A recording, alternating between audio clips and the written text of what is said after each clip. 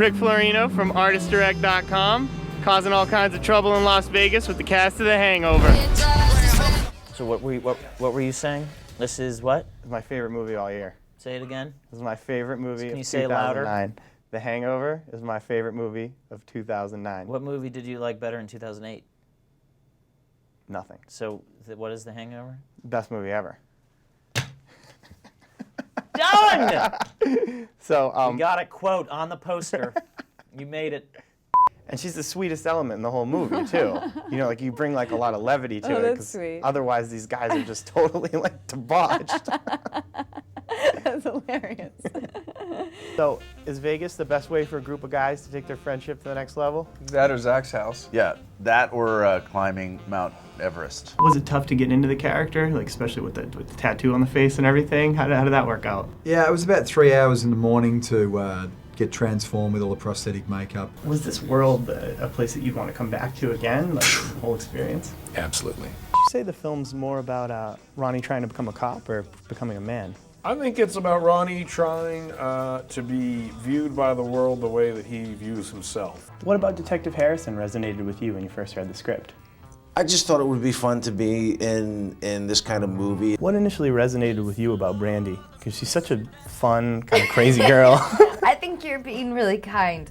Brandy is the worst character I've ever played. Were there any moments in the movie where you guys were like, this is just wrong?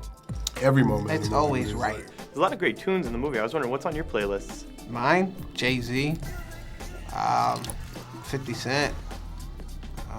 That brother's lying. He got Barbra Streisand, Oh, yeah. I got Julio that. No, Iglesias. I don't have no Julio He has the Iglesias. most eclectic iPod. I got Jay-Z, 50 Cent. I do have Barbra Streisand. Oh my I got God. Stevie Wonder.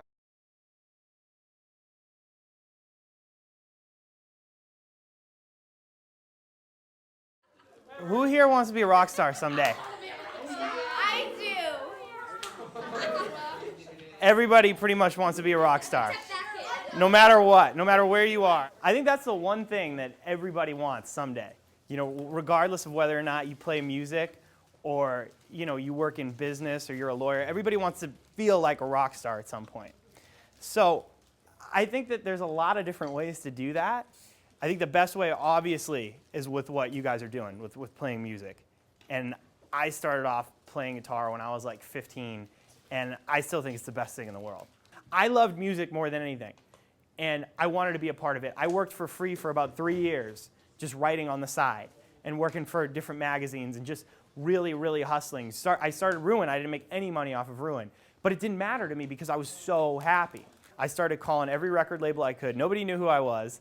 And just like asking them for money to put into this magazine.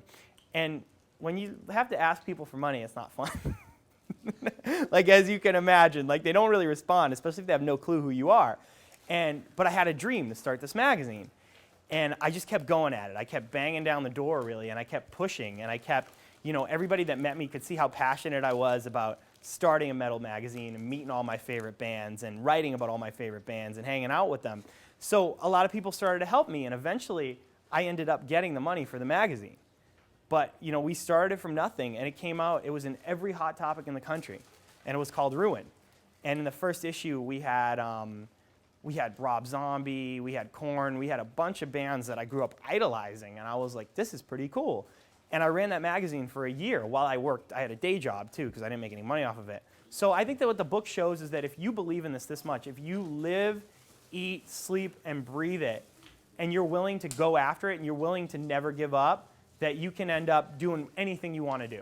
You know, I don't know ultimately where it's all going to go. I don't ever want to pretend to either. I'm just glad that, you know, every time I set out to do something, I just go do it. You know, that's the most important thing. If you say you're going to do something, do it. If you want to be a rock star someday, you all can do it. Just do it. We need more of them. We need more of them that can play. We need more of them that, you know, that know music and that love music. And that's the most important thing, I think, really. And that's what the book says.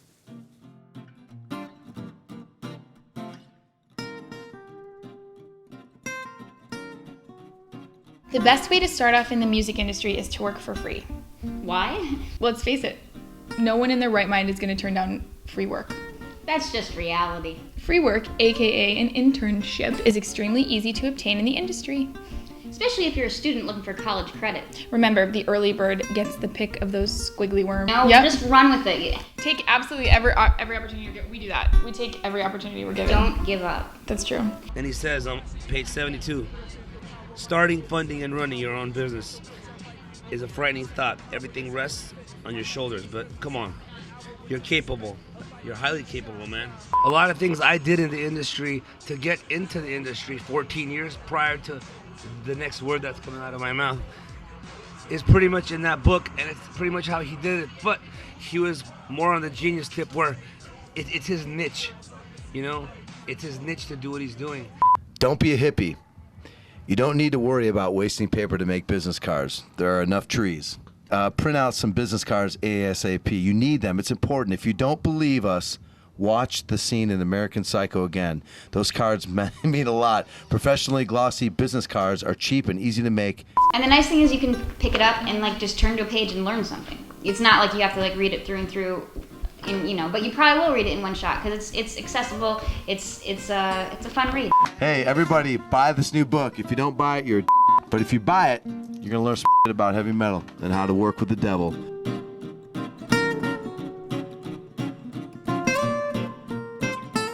I have another book coming out in October, and it's called Dolor. And what it is it's a series of scary stories, actually. There's 10 different stories. The first one's called Lila. They're all illustrated, and it's going to come out in October, and it's really cool. Dolor is a collection of 10 different stories. They're all diaries, and each one is told from a different person's perspective. So it's not simply one story of this town. It's a living and breathing place. And the great thing for me about it is I got to get into the head of all these very, very idiosyncratic, crazy, intriguing, and absolutely insane people. So Lila's free. It's going to be online. It's going to be a PDF. You can download it that day, give it all your friends, and we're making 1,000 copies that are going to be signed and numbered. And you can buy a copy through bookofdolor.com. There's going to be some other creative ways you can get them. And this is the start of something. This is the start of a whole chapter and a whole saga that I want people to come along on this hell ride with me.